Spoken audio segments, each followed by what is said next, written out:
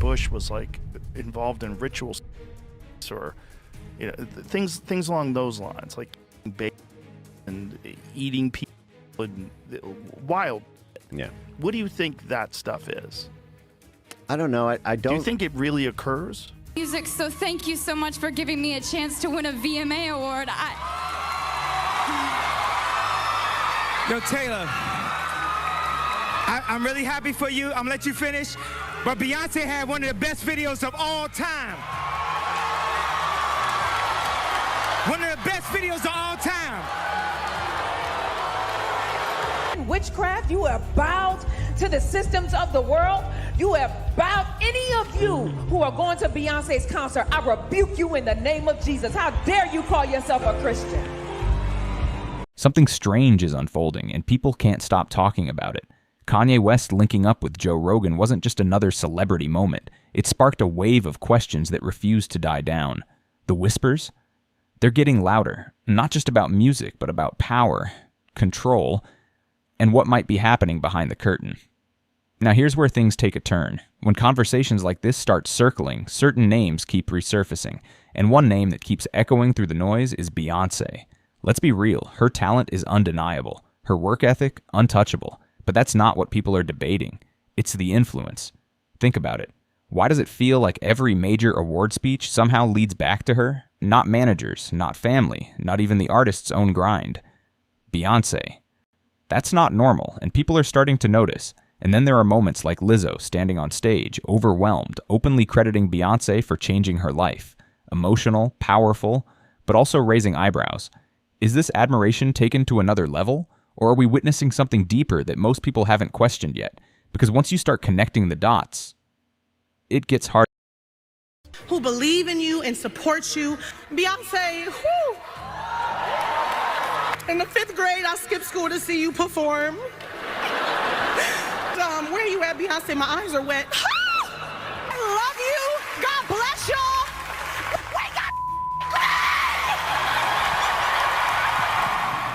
What about Adele, who broke her Grammy in half just to share it with Beyonce?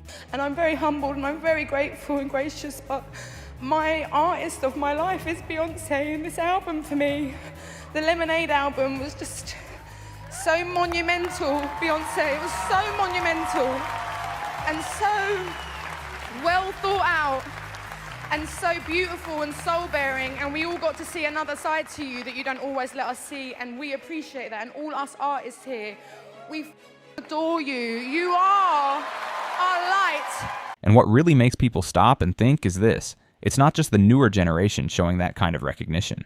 Even someone like Mary J. Blige, who built her legacy long before Beyonce became the global force she is today, has publicly given her that same level of acknowledgement. That's where it starts to. So please don't roll the wrap it up music over my thing. So the way the world is now, I think people think icons are born that way. They become a legend overnight, but that is definitely not the case. It takes a lot of time, hard work, and a lot of surviving trial and error to achieve greatness. Then came a moment that really pushed the conversation into overdrive. At the 2024 People's Choice Country Awards, Shabuzi grabbed the mic and unexpectedly gave Beyonce a shout-out. No clear connection, no obvious reason tied to that win, just praise dropped into the moment, and instantly people started questioning it. One reaction summed up the confusion. What exactly did she have to do with his award? Others pointed out that gratitude usually comes with context. Here it felt random, almost automatic, and that's what's making people uncomfortable. Because in most industries, respect flows upward, to mentors, to those who came before you, to people who directly shaped your journey. But in these moments, that structure seems to flip. Somehow everything circles back to Beyonce. Some see it as admiration taken to the highest level. Others feel like something about it doesn't sit right. And just when this pattern starts to feel too consistent to ignore, attention shifts back to a moment people still debate to this day, the 2009 VMAs, when Taylor Swift won. And Kanye West suddenly took. Yo, Taylor, I'm really happy for you. I'm gonna let you finish. But Beyonce had one of the best videos of all time. One of the best videos of all time. Back then, the narrative was simple. Kanye West was labeled reckless, disrespectful, completely out of line. That 2009 VMAs moment became one of the most controversial interruptions in pop culture. But now, people are looking at it from a totally different angle. What if that moment wasn't just chaos, but intention? Think about it carefully. If Taylor Swift had accepted that award without mentioning Beyoncé at all, would things have played out the same way? Would the reaction from the industry, or even the public, have shifted? Some are starting to wonder if Kanye wasn't stealing the spotlight, but redirecting it. And if that's even slightly true, it flips the entire story, because suddenly what looked like disruption could have been protection. Now here's where things get even heavier. Old rumors, things people once brushed off or laughed at, are resurfacing. Conversations around Beyoncé's performances aren't just about vocals or stage design anymore. People are focusing on what allegedly happens before she even steps out. Stories have circulated for years about private pre-show routines, candles, structured setups, atmospheres some describe as unusually intense. Supporters call it artistic expression, creative preparation, and that's a fair point. But others who claim proximity to those spaces describe something different, a kind of energy that feels deliberate, almost overwhelming. Then there's the Sasha Fierce persona. Was it simply a performance alter ego, or something more layered? Even Beyoncé once explained it as something that takes over when she's on stage, and now, with everything being discussed, that idea is being re-examined in a new light, and it doesn't stop there. People have brought up the 2018 situation involving her former drummer, Kimberly Thompson. After working with Beyoncé for years, Thompson filed legal claims alleging harassment, surveillance, and even what she described as spiritual targeting. No conclusions were proven, but the claims alone added fuel to an already growing fire. And now all these pieces are being looked at. I think she went and killed the girl Cats. Okay. A girl went to court and charged her with extreme witchcraft. She was hypnotized.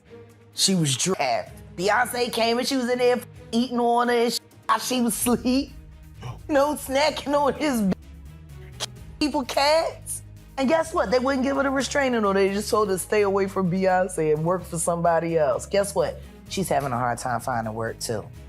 Which is interesting because she's a brilliant musician. She was trained at the esteemed Berklee College of Music, handpicked by my very good friend, Terry Lynn Carrington, Dr. Terry Lynn Carrington. Legally, that situation didn't hold up. The case was dismissed, and on paper, it ended there. But that's not what people stayed focused on. What really lingered was a different question altogether. Why would someone put everything on the line to make claims like that?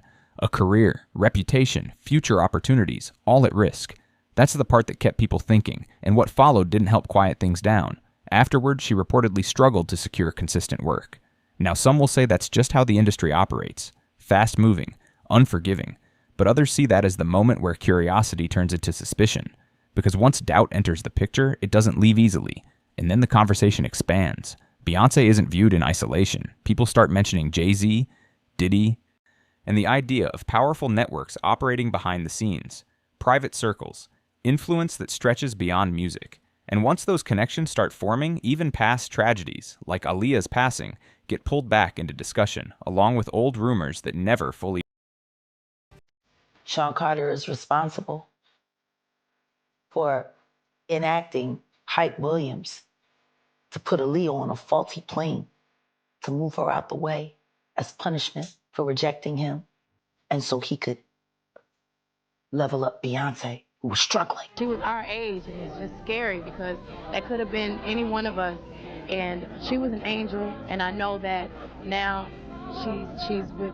Again, there's no confirmed evidence tying any of this together, but the fact that people are still questioning things decades later, that alone keeps the conversation alive.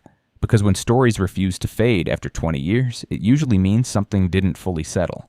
And then there's Pimp C, unfiltered, fearless, the kind of voice that didn't play along with industry expectations. Before he passed, he spoke in ways that hinted at behind-the-scenes realities that clearly didn't sit right with him, and that only adds another layer to everything people are now. Right. So I immediately picked up the phone and called Pimp C, because all I was trying to get was 100,000. When Dame cut that million, I called Pimp on the phone like, yo, Pimp, and him and Jamal was in the house. and I could hear a tussle or some type of confrontation, right? And I'm like, calm down, bro. Y'all calm down, pimp. I ran up the cable bill. They was fighting. Okay, they was fighting like hard. And I'm like, pimp, stop whatever you doing right now. I told you what's going down with Jamal when you moved him up in there. I said, but right now, I got $1 million check for you. All we want was 100,000. I was just like, who's that with? I said, with Rockefeller. He was like, what? I was like, yeah. He was like, I'm watching Dan with the checkbook he writing out. He was like, ain't that with over there with Jay-Z? I was like, yeah. He was like, man, tell them to take that check and go give it to Tupac Mama, man. He's gonna be stealing all my. I was like, what? And then there's another layer that people keep bringing up. Whispers have circulated for years about Pimp C allegedly having access to some kind of controversial tape tied to a high-profile figure. Some even try to link Beyoncé's name into that narrative. But here's the reality. None of that has ever been verified, and that's important. Because in an industry filled with rumors, it doesn't take much for speculation to spiral into something people start treating like. Who was in this Pimp C tape? All I can tell you, there was a famous R&B chick. There was a guy that was getting money at the time. And, you know, Pimp, he used to be in the studio. And every now and then he had a camcorder, so he was able to get some footage. And he wanted to do something with the footage, but I don't know why he didn't do nothing with it, but if I could have got a hold of that tape, I'd be a billionaire, man. Whoever was, they had to kill me, man. I know TMZ would have paid a bank for that one, man. But yeah, it is a tape, and if you read the comments, a lot of people figured out. A lot of people figured out because, you know, people that was in Houston at the time, they know who was a little loose, you know, as a Montana goose. You know what I mean? So, you know, they also know who was having money at the time. So it's not really hard to figure. Now the focus shifts, and this is where the conversation takes another turn. Because Beyoncé isn't the only name people keep bringing up. Erykah Badu enters the discussion too, but her situation feels very different. Unlike others, she doesn't shy away from the mystical label. She embraces it. In fact, she's openly referred to herself as a kind of spiritual guide within neo-soul. Her music, her visuals, even her stage presence are all rooted in themes of energy, consciousness, and transformation. And she hasn't kept that hidden. She's spoken openly about rituals, about intention, about tapping into something deeper than just performance. For her, it's not just art, it's a philosophy. And that transparency is exactly why her name keeps getting pulled into these conversations. Some close to him felt the circumstances were never fully explained. Like, tell me something. Like, you know what I mean? And the most I could get was, I never got if the door was locked and I had to break it down. Because if the door wasn't locked, that means somebody left out. Right. If the door was locked, that means he felt good, he locked it, he was in there. Right. It's a whole different level of what happened. A lot of shit goes out the window if I just know that part. Right. But then, it's like, I heard some clothes on or something, I don't know, like, I don't really know if all this is true, but I just heard parts like, I'm like, what happened to my guy? Right. And then they come out with the official, it was a mixture of some stuff, a prescription and something else or something that I don't really know. But with me, I never really heard something that would give that closure for me. I never really heard anything. Taking Pimp C wasn't bad enough? You just want to go down there and you want to just remove all of the balls from every real gangster in Houston? And once that narrative hit the internet, it spread fast. People started building their own theories, pointing to how individuals around her seemed to shift over time. Names like Andre 3000, Common, even Jay Electronica kept coming up. Fans claiming their energy, their style, even their mindset felt different after being close to her. Now, does that prove anything? Not really. But in today's culture, perception moves quicker than facts. And before long, those same ideas began spilling over, pulling Beyoncé into a similar kind of conversation, whether it truly applies. I'm not clairvoyant like that. I don't see things, but I definitely feel them. Really? Yeah. I feel like we can visibly see your third eye.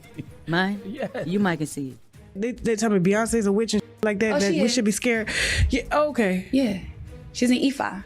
So when she wears her yellow, that's Oshun. Oh. You know, riches and beauty and love and all of that, which I can see why she's connected to Oshun. But yeah, so it's a Now take a step back and look at the full picture, not piece by piece, but all at once. You've got Kanye raising eyebrows, artists repeatedly mentioning Beyonce in moments where it feels unexpected, old claims resurfacing, conversations about rituals, preparation, and energy. Then Erykah Badu's spiritual identity gets pulled into the same mix. Add Joe Rogan's platform amplifying discussions about influence and elite circles, and suddenly the same names keep appearing. Beyonce, Badu, Jay-Z, Diddy. On their own, each situation has a reasonable explanation, but together, it starts to feel layered, and that's where the tension builds. Because this isn't about proving anything concrete, it's about patterns, perception, and why certain names seem tied to the same conversations again and again.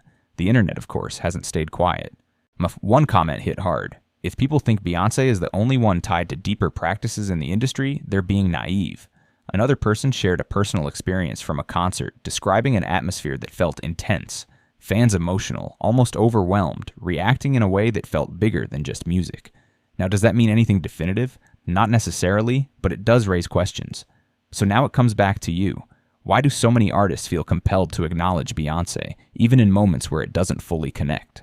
Why are stories from years ago resurfacing with more impact today? And when it comes to Erykah Badu, is her spirituality simply being misread? Or is there something people are sensing but can't fully explain? Drop your thoughts below. And if you want more breakdowns like this, hit like, subscribe, and stay tapped in, because these conversations are only